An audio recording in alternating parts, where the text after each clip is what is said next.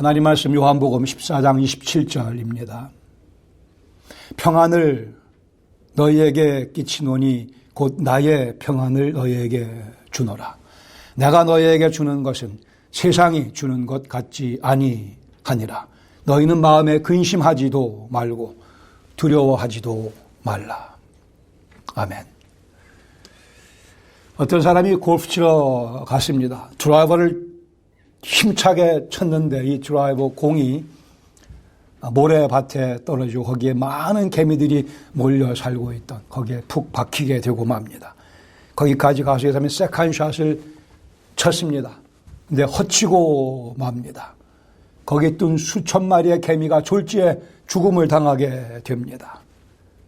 다시 또 두 번째 세컨샷을 또 쳤는데 또 허치고 맙니다. 또 많은 개미들이, 무고한 개미들이 생명을 잃고 맙니다. 개미들 사이에 난리가 났습니다. 이거 어떻게 하면 좋으냐. 갑자기 이 침입자가 와서 우리를 마구 죽이는구나. 그때 리더를 자청하는 한 개미가 소리쳤습니다. 나를 따르라. 그러면 살 수 있다. 그랬습니다. 다른 개미가 어떻게 하란 말이냐. 그랬더니 그 개미가 또 얘기하기를 우리 모두 다 저 공 위로 올라가면 산다. 그랬습니다. 어디로 가야 삽니까? 어디로 가야 인생에 몰려오는 사탄의 공격, 이런저런 환경에 의한 나의 평안치 못한 마음을 해결받을 수 있겠습니까? 오늘 말씀 가운데 하나님께서 성령의 감동으로 예수님 말씀을 우리 귀에 다시 한번 명쾌하게 들려주십니다. 예수님 말씀하기를 평안을 너희에게 끼치노니 곧 나의 평안이라 말씀하십니다. 나의 이 평안 세상이 주는 것 같지 않다고 말씀합니다. 글쎄요, 명품을 좋아하시는 분들이 계시는 것 같지만 명품과 짝퉁, 제 눈에는 그게 그거로 보입니다마는 C.S. 루이스가 이렇게 얘기했습니다. 우리가 예수 그리스도께서 주시는 명품 대신에 짝퉁을 너무 좋아하는 이 모습에 대해 다음과 같이 지적을 합니다. 우리는 술과 섹스와 세상을 향한 야심 때문에 그리스도께서 주시는 무한한 기쁨에 별 관심이 없다. 마치 해변에서 멋진 하루를 즐길 수 있는데도 그저 빈민가에서 진흙을 갖고 노는 아이와 같다. 우리는 싸구려에 너무 쉽게 만족한다. 우리의 어리석은 모습과 선택을 정확하게 꼬집고 있습니다. 싸구려는 세상이 준다고 하는 평안입니다. 세상이 준다고 하는 만족감입니다. 명품은 예수님께서 주시기로 약속하신 예수님께서만 주실 수 있는 평안이며 만족감입니다. 지난 주일에 이어 같은 본문 요한복음 14장 25절에서 27절, 오늘은 27절 중심으로 함께 말씀을 나눕니다. 지난주에 무지와 평강 사이에서 성령께서 우리를 가르치시고 깨우치게 해 주셔야만 우리가 주님께서 약속하신 평강을 누릴 수 있다고 교훈받았습니다. 성령을 근심하게 하지 말고 죄를 짐으로, 성령을 소멸치 말고 하나님의 뜻을 불순종함으로, 행치 아니함으로 오직 성령 충만을 받아야 우리는 이 평강을 누릴 수 있다 배웠습니다. 오늘 이어서 좀 더 이 평강에 대해서 더 공부하기 원합니다. 27절에 보시면 첫 번째 예수님의 약속, 평안을 너희에게 끼치노니 곧 나의 평안을 너희에게 주노라. 여기 끼친다는 표현 다시 한번 설명드리지만 예수님께서 남겨놓고 가신다, 유산으로 물려주고 가신다, 너희에게 알려주고 너희에게 전해주고 나는 하늘나라로 가겠다, 그런 의미였습니다. 여기 예수님의 평안은 기본적으로 예수님의 평안은 예수님께서 당신의 아버지 성부 하나님과 함께 교제할 때 느끼는 그 마음 상태, 그 감정을 의미합니다.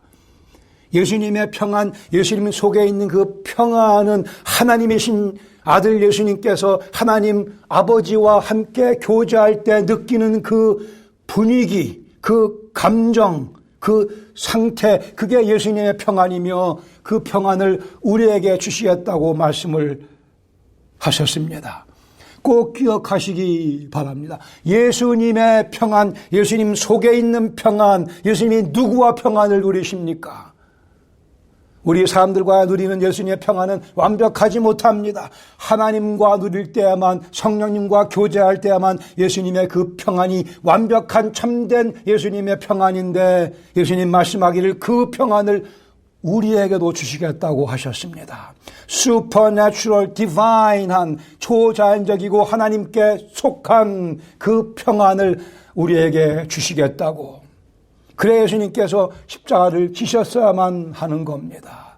그 평안을 우리에게 주시려고. 무슨 싸구려가 아닙니다. 명품 중에 가장 고귀한 the most valuable, 가장 소중한 평안을 우리에게 선물로 주시기 위해. 여기서 놀라셔야 되는데 안 놀라시는 것 같아요. 놀라셔야 합니다. 예수님 복음이 무엇을 의미하는가? 하나님과 예수님과의 그 교제의 서클 속으로 우리를 초청한다는 의미입니다. 그러나 이어서 예수님 경고를 하십니다. 내가 너희에게 주는 것은 세상에 주는 것 같지 아니하노라. 즉 세상에 주는 평안도 있다는 말씀이기에 조심하라고 경고하십니다. 많은 사람들이 세상에 주는 평안을 예수님께서 주시는 평안으로 오해하며 살고 있습니다. 믿는 사람들 중에도, 아니 우리도 저도 가끔 자주 세상에 주는 평안을 예수님께서 주시는 평안이라 오해하며 살아가기에 조심하라고 경고하시며, 이 두 가지의 싸구려 평안과 가장 소중한 평안을 구별하라고 말씀하십니다. 그러며 이제 명령하십니다. 너희는 마음에 근심하지도 말고 두려워하지도 말라. 내가 주는 평안을 누리면서 세상 살아가며 걱정하거나 근심하거나 두려워하거나 그렇게 인생 살지 말라고 말씀합니다. 우리는 평강을 방해하는 것들에 둘러싸여 살아가기 때문에 예수님께서 명령하신 겁니다. 근심하지 말라고, 두려워하지 말라고. 예수님께서 약속하신 이 평강을 누리지 못하면 나만 손해입니다. 나만 손해이기에 예수님께서 명령하십니다. 불순종하지 말라고, 이 평안을 누리라고 명령하십니다. 평안을, 주님 주시는 평안을 누리며 살아가는 것은 복된 약속이며 심각한 명령이기도 합니다. 우리 이 내용을 근거로 3개 정도의 교훈을 함께 나누려고 첫 번째, 경고입니다. 세상에 주는 평안에 속지 맙시다. 사람은 평강을 원합니다. 바랍니다. 그러나 세상은 평강을 줄 수 없습니다. 평강을 주시는 분은 오직 우리 영혼을 지으신 예수 그리스도 한 분뿐입니다. 구정을 맞이해서 다시 한번 새해 하나님께서 주시는 복을 많이 누리시기 바랍니다. 새해 복 많이 받으세요 이런 얘기 들으면 저는 상당히 의구심이 솟구쳐서 참을 수가 없어요. 새해 복 많이 받으세요. 그게 무슨 말인가 한번 생각을 해보시기 바랍니다. 누가 그 복을 준다는 그 주체가 없어요. 새해 복 많이 받으세요. 말만 그렇지 알맹이가 없는 얘기. 새해 복 많이 받으세요. 누가 그 복을 준다는 그 주체가 명시가 안 돼 있습니다. 의미 없는 인사한 말입니다. 복을 주시는 주체를 언급해야만 됩니다. 새해 하나님께서 주시는 복을 받으시기 바랍니다. 세상에 주는 복은 필요 없습니다. 그러기에 우리 믿는 자들의 인사는 새해 하나님 주시는 복을 받으시라. 이렇게 인사를 꼭 나눠야만 합니다. 표현 하나가 우리의 생각을 잘 드러냅니다. 새해 복 많이 받으세요. 안 믿는 사람들이 허공에 대고 그냥 내뱉는 소리에 지나지 않습니다. 물어보세요. 안 믿는 사람에게 새해 복 많이 받으세요. 그러면 그게 어디서 옵니까? 라고 물어보시기 바랍니다. 아무도 답을 못해요. 그러나 우리는 압니다. 누가 그 복을 주시는지. 내가 찾는 평안이, 복이 어디서부터 오는지 아니면 누구로부터 오는지 우리는 알고 있습니다. 저거 하나만 있으면 내 인생 참 만족스러울 텐데, 저것 하나만 있으면 내 인생 참 좋을 텐데라고 하는 그것, 그것이 곧 우상입니다.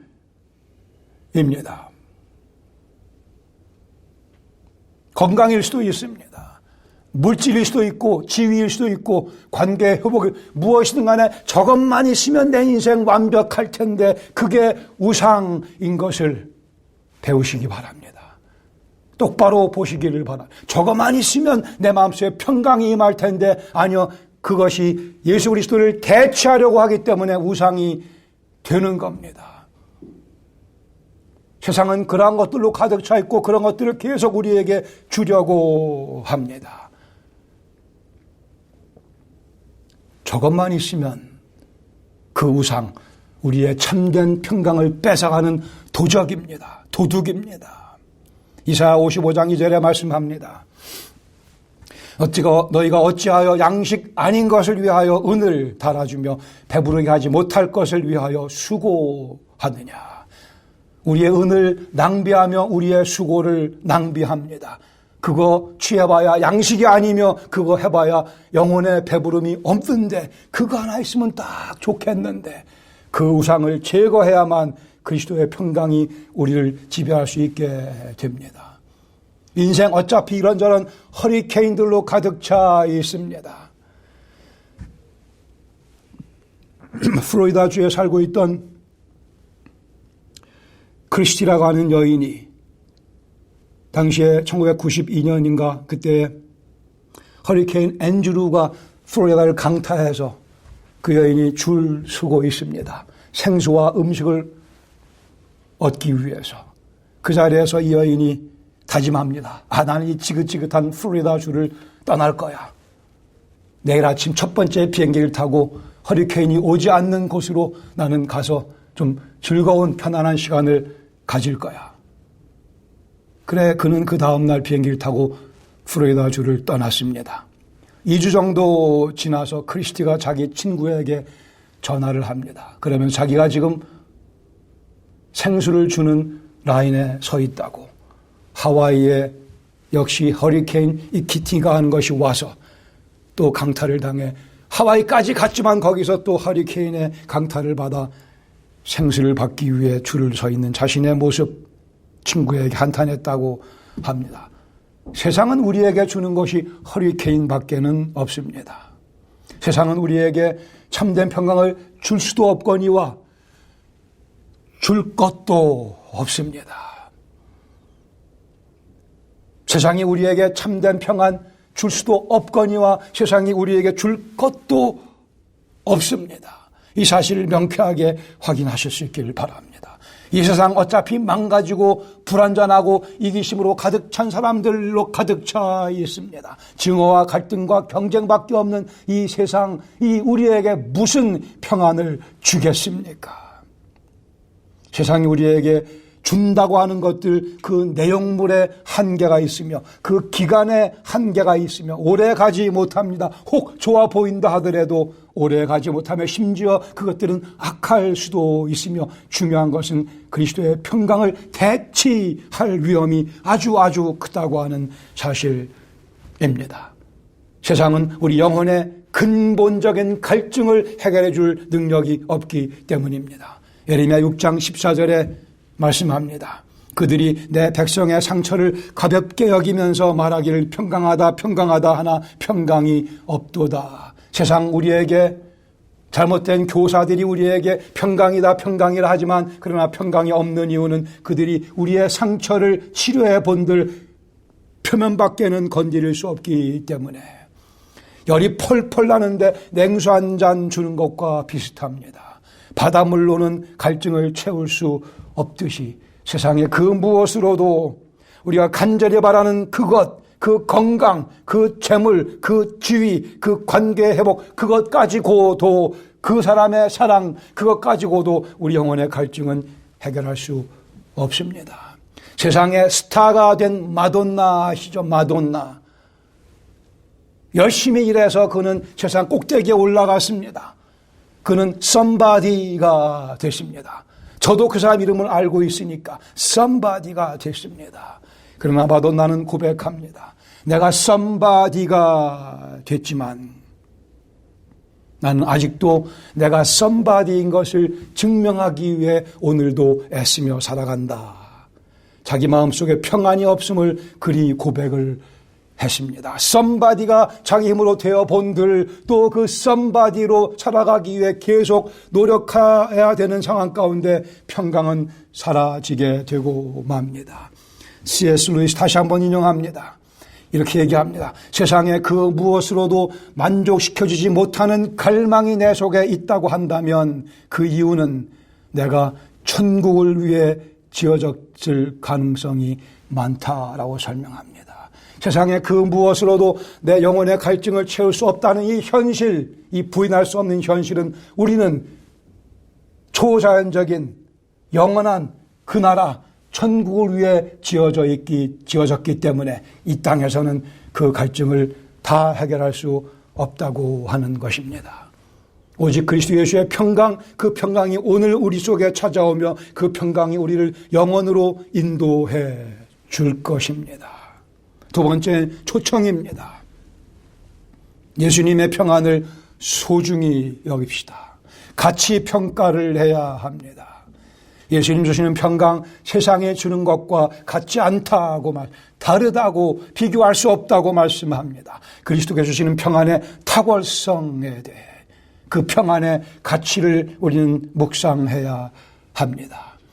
이사야 55장 2절에 내게 듣고 들을지어다 그리하면 너희가 좋은 것을 먹으며 너희 자신들이 기름진 것으로 즐거움을 얻으리라. 좋은 것, 기름진 것. 제가 좋아하는 바다, 그 버러. 바다 입에 넣어보세요. 얼마나 맛이 좋은지. 정 집사님은 안에 몰래 한번 드셔보세요. 너무나 맛있습니다. 기름진 것, 좋은 것. 우리 영혼이 바다를 먹을 때만큼이나 그렇게 즐거운 것, 좋은 것, 그 퀄리티에 있어서 글쎄요, 명품 자동차를 하나 구입하면 기분이 좋을 수 있겠죠. 그리 오래 가지 못합니다. 그러나 예수님께서 내 인생의 드라이버시라고 하는 그 평강은 영원히 어디서든 우리의 마음을 기쁘게 해 줍니다. 여기 약속하신 것 같이 좋은 것, 기름진 것으로 우리는 매일 먹으며 살아가고 있는가? 내가 지금 기름진 것, 좋은 것을 누리며 살아가고 있는가? 예수님께서 기쁨과 평강을 나에게 지금 듬뿍 던져주고 계시는가? 그렇지 못하면 뭔가에 어딘가에 문제가 있는 것입니다.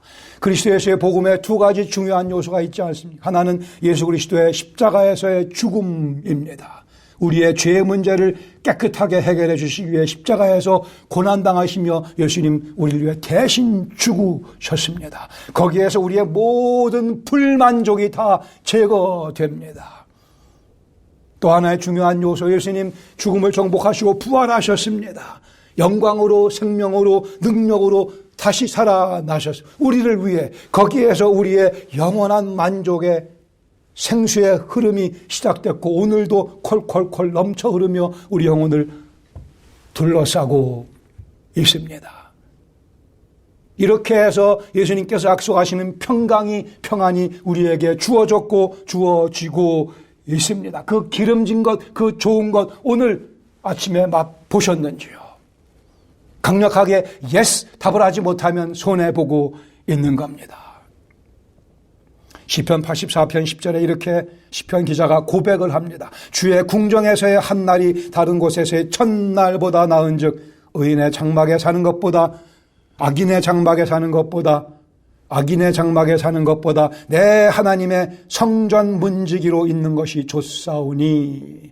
하나님의 성전 문지기 그 신세가 악인의 그 화려한 궁궐의 중심에 앉아있는 것보다 훨씬 낫다고 고백하는 가치관을 예수님께서 우리에게 가르쳐 주셨습니다. 이것을 아는 만큼 여호와의 집 문지기로서의 내 인생이 얼마나 화려한가, 얼마나 찬란한가를 아는 만큼 우리는 그리스도의 평강을 누리며 이 땅에서 살아갈 수 있게 됩니다.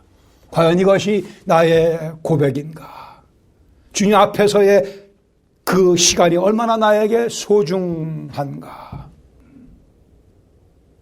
예수 그리스도의 주시는 평안이 무엇입니까?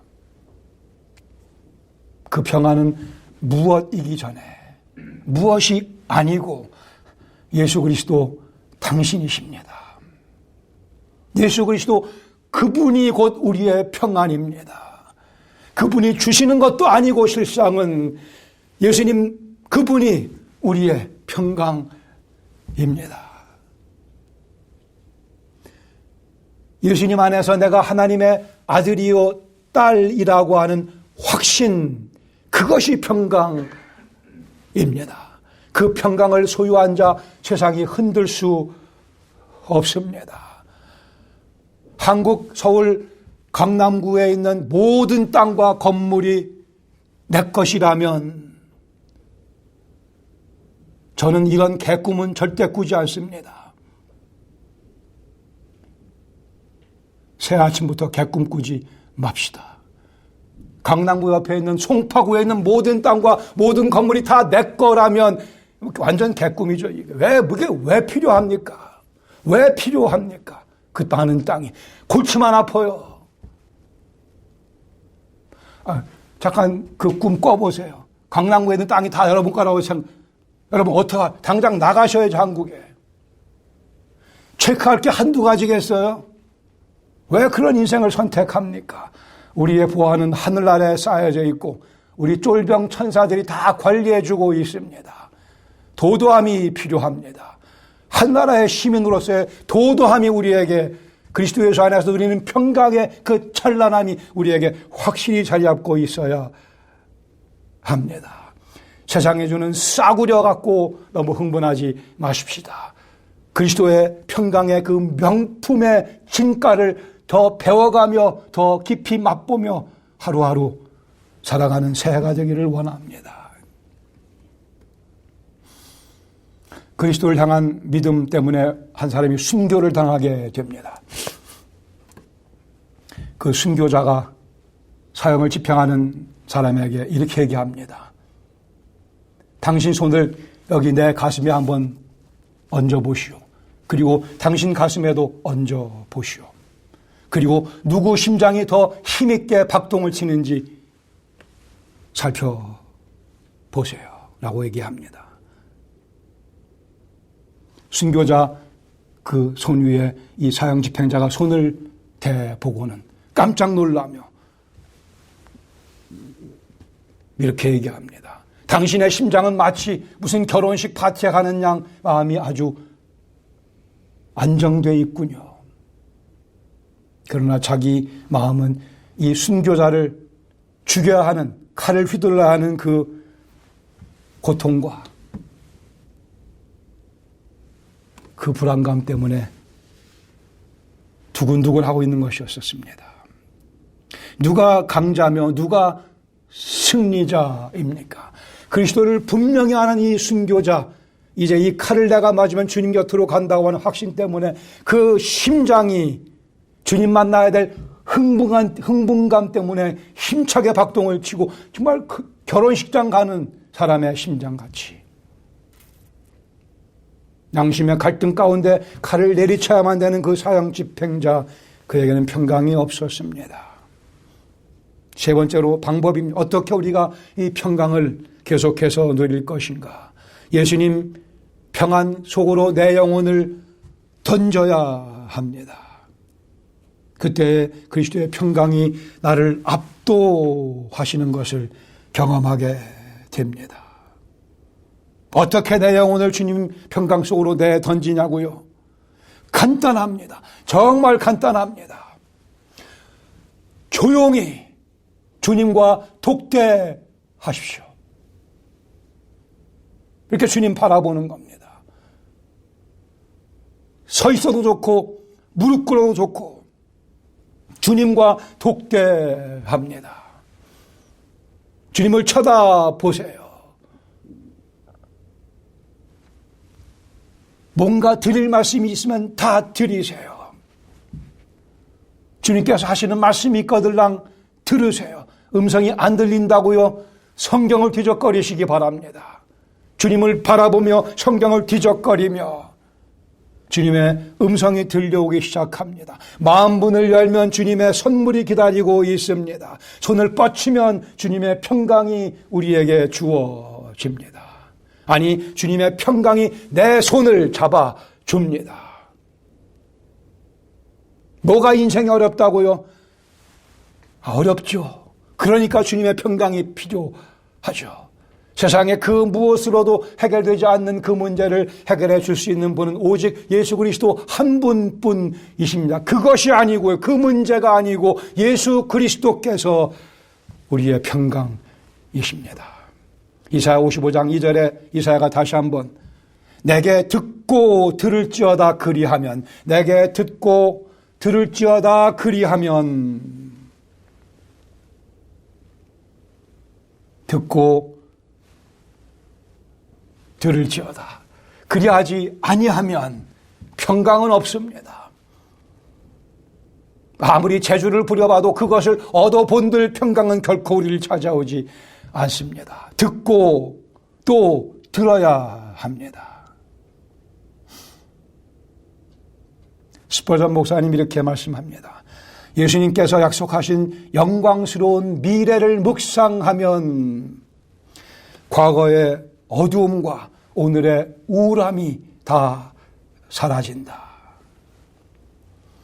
예수님께서 약속하신 영광스러운 미래를 묵상하면 과거의 어제의 어두움과 오늘의 우울함, 우리를 무기력하게 만드는 것들이 다 사라진다고요. 누군가 이렇게 명언을 남겼습니다. 세상의 모든 것을 다 잃고 예수님만 남아야 내게 필요한 분은 오직 예수님 한 분뿐이라는 사실을 비로소 깨닫게 된다. 명언 다시 한번 제가 읽어드리겠습니다. 세상의 모든 것을 다 잃고 예수님밖에 남은 것이 없는 그때가 돼야만 내게 필요한 분은 오직 예수님 한 분뿐이라는 사실을 드디어 깨닫게 된다. 아니, 미리 깨달으면 더 좋죠.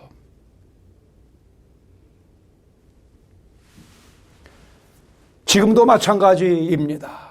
우리에게 소위 세상에 주는 평강과 선물이 많이 있다고 생각하는 이 시간, 내 건강이 괜찮고 내가 재물도 좀 있고 내 살아가는 오늘의 삶이 풍요하다고 생각했던 이 시점에도 마찬가지, 우리에게 필요한 분은 오직 예수님 한 분뿐 계십니다. 이 사실을 선포하시고 선언하시고 동의하시고 그 생각으로 주님의 평강을 구하셔야 할 겁니다. 걱정하지 마세요. 다 괜찮을 거예요. 이건 사기입니다. 무책임한 얘기입니다. 전혀 근거 없는 소리입니다. 걱정하지 말기는요. 다 괜찮기는 누가 그것을 보장합니까? 그렇지 않습니다.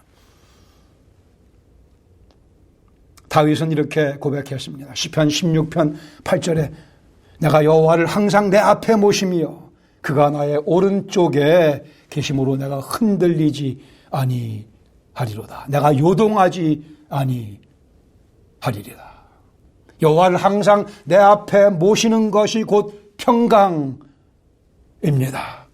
여호와께서 내 오른쪽에 계심을 확인하는 것이 곧 평강입니다. 그러게 우리는 시편 119편 164절에 있는 말씀과 같이 주의 의로운 규례들로 말미암아 내가 하루 7번씩 주를 찬양하나이다. 하루 7번씩 주님을 찬양해 보시기 바랍니다.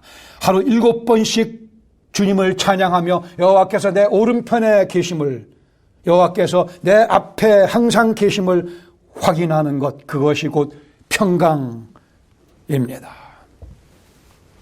하나님께서 주시는 모든 것들을 세상이 주는 것이라 오해하지 맙시다.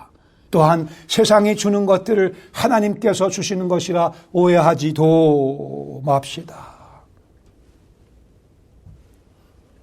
세상은 우리에게 평강을 주지도 못하지만 세상은 주님께서 우리에게 주시는 평강을 빼앗아가지도 못합니다.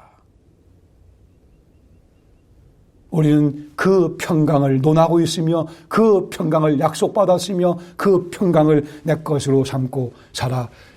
갈 것입니다. 주님 주시는 평강 세상이 뺏어가지 못하게 우리는 세상에 대해 충성할 이유가 전혀 없습니다. 세상에 아부하지 맙시다. 우리의 충성의 대상은 오직 한 분, 우리의 마스터 킹 예수 그리스도 한 분이십니다. 나 때문에 만족해 하시며 미소를 지으시는 예수님 모습을 얼마나 자주 상상하십니까? 얼마나 자주 마음속에 그려보십니까? 나 때문에 기분 좋아하시는 예수님의 그 미소, 그것이 평강입니다.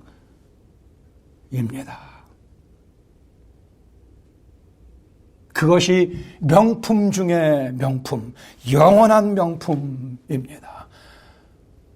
싸구려에 연연하지 마십시다. 잠시 동안 즐거움을 주는 싸구려, 그것을 얻기 위해 많은 세상 사람들이 땀 흘리며 수고합니다. 우리는 우리의 땀과 우리의 수고를, 우리의 최선을 우리 주 예수 그리스도를 위해 바쳐 드리는 그리스도의 제자들입니다. 세상에 많은 사람들이 그 싸구려 평강을 얼마 있으면 다 사라지고 말 그 평강을 얻기 위해 자신들의 능력을 발휘합니다.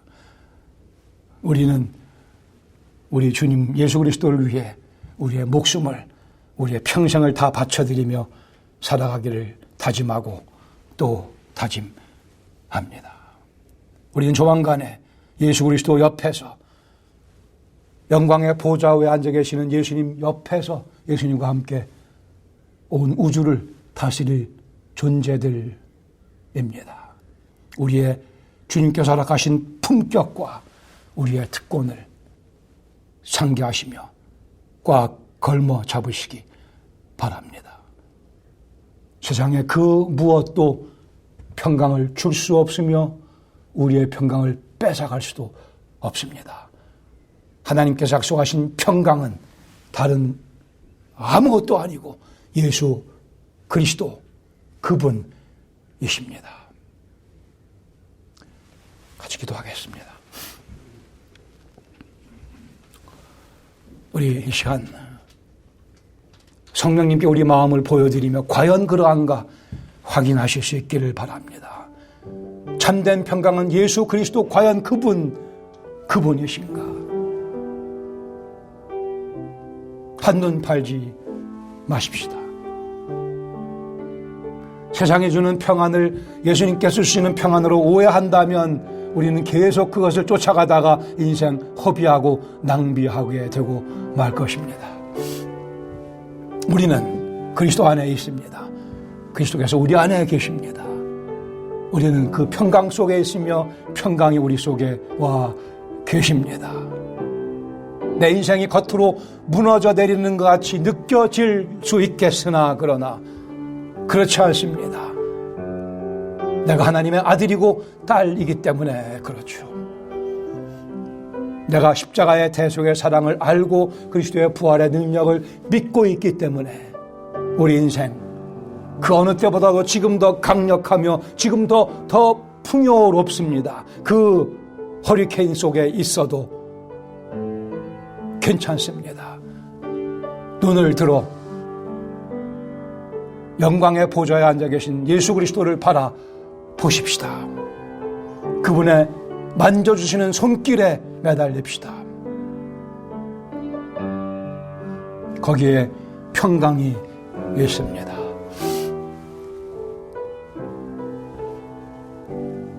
아버지 하나님, 주신 말씀을 성령께서 다시 한번 저희들에게 바르게 깨달을 수 있도록 역사하여 주시옵소서. 예수 그리스도께서 곧 평강이시며 내 앞에 계시는 여호와께서, 내 우편에 계시는 여호와께서 곧 평강이심을 믿습니다. 더 깊이 이해할 수 있도록, 더 절실하게 공감할 수 있도록, 그리고 그 평강 한 주간 동안 누리며 또한 나누며 살아갈 수 있도록 성령님께서 계속 가르치시며 역사하여 주시옵소서. 예수님의 이름으로 감사드리며 기도합니다. 아멘.